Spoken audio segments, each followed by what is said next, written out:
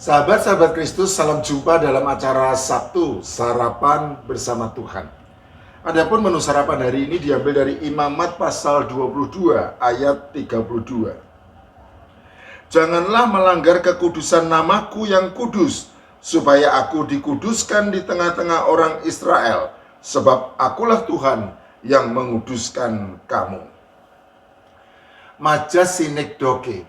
Apakah majas sinekdoke itu? Majas sinekdoke adalah gaya bahasa pertautan yang menyebutkan sebagian sebagai pengganti untuk mewakili keseluruhannya atau pas prototo, atau sebaliknya menyebutkan keseluruhan sebagai pengganti yang mewakili bagiannya atau totum pro parte. Apakah majas sinekdoke ada dalam Alkitab? Jawabannya ada dan cukup banyak contohnya. Berdasarkan definisinya, majas sinekdoke ada dua jenis dan kita akan membahasnya satu persatu. Pertama, pas prototo. Pas prototo adalah istilah Latin yang berarti sebagian untuk keseluruhan dan merupakan sebutan bagi gaya bahasa pertautan yang menyebutkan sebagian sebagai pengganti yang mewakili keseluruhannya. Contoh utama adalah teks yang menjadi menu sarapan hari ini. Janganlah melanggar kekudusan namaku yang kudus, supaya aku dikuduskan di tengah-tengah orang Israel. Sebab akulah Tuhan yang menguduskan kamu. Imamat pasal 22 ayat 32.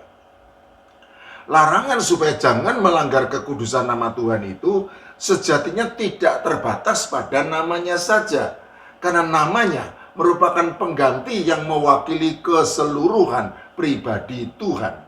Itulah sebabnya setelah frasa janganlah melanggar kekudusan namaku yang kudus, maka kemudian dilanjutkan dengan frasa supaya aku dikuduskan di tengah-tengah orang Israel, yang jelas mengidentifikasikan bahwa nama Tuhan merupakan pengganti yang mewakili keseluruhan pribadi Tuhan. Ajaran Alkitab tentang hubungan nama dengan pribadi dapat dirumuskan dalam 3 dalil. 1. Nama adalah pribadi itu sendiri. Hal ini sudah dibahas di atas. 2. Nama adalah pribadi yang diungkapkan. Hal ini berarti bahwa nama merupakan apa yang diketahui tentang suatu pribadi. Mazmur-mazmur kerap menghubungkan nama Tuhan dengan perbuatan-perbuatannya yang mengungkapkan pribadinya.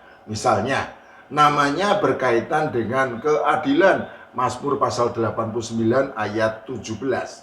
Namanya berkaitan dengan kesetiaan dan kasih, Mazmur pasal 89 ayat 25. Namanya berkaitan dengan keselamatan, Mazmur pasal 96 ayat 2. Namanya berkaitan dengan kekudusan, Mazmur pasal 99 ayat 3. Namanya berkaitan dengan kebaikan, Mazmur pasal 10 ayat 4 dan 5. Namanya berkaitan dengan kasih setia, Mazmur pasal 109 ayat 21.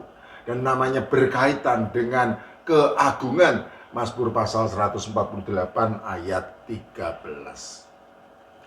3. Nama adalah pribadi yang hadir secara aktif.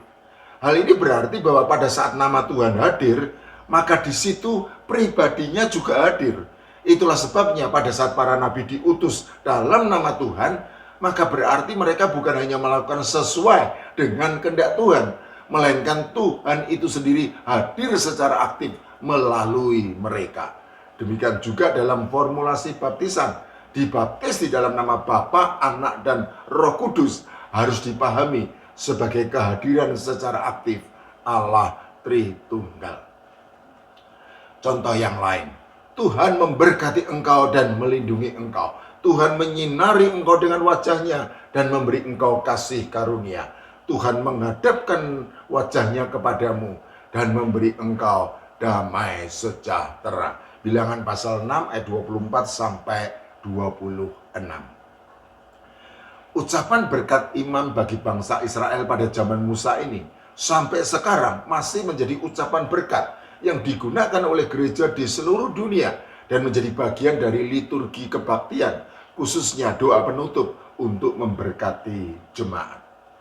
Adapun frasa Tuhan menyinari engkau dengan wajahnya dan Tuhan menghadapkan wajahnya kepadamu, bisa disebut sebagai majas pas prototo, karena sejatinya wajah Tuhan itu adalah gaya bahasa pertautan yang menyebutkan sebagian sebagai pengganti yang mewakili Tuhan secara keseluruhan. Oleh karena itu, kedua frasa tersebut tidak boleh ditafsirkan secara harfiah, seolah-olah hanya wajah Tuhan saja yang nampak, karena yang dimaksudkan adalah keseluruhan pribadi Tuhan yang berkenan hadir dan berniat untuk memberkati orang-orang yang dikasihinya. Hal yang senada juga berlaku pada saat Tuhan memalingkan wajah. 2 Tawarikh pasal 30 ayat 9, Yeskiel pasal 7 ayat 22. Karena sejatinya yang dimaksudkan adalah keseluruhan pribadi Tuhan yang tidak berkenan hadir dan berniat untuk menghukum orang-orang yang berdosa.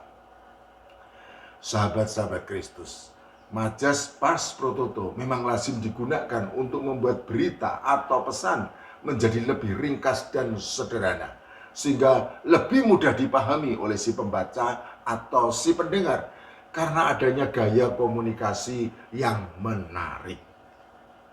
Kedua, totum pro parte.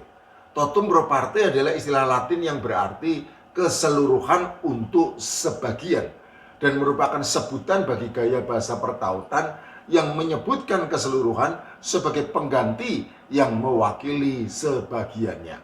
Misalnya, ketika Raja Herodes mendengar hal itu, terkejutlah ia beserta seluruh Yerusalem. Matius pasal 2 ayat 3.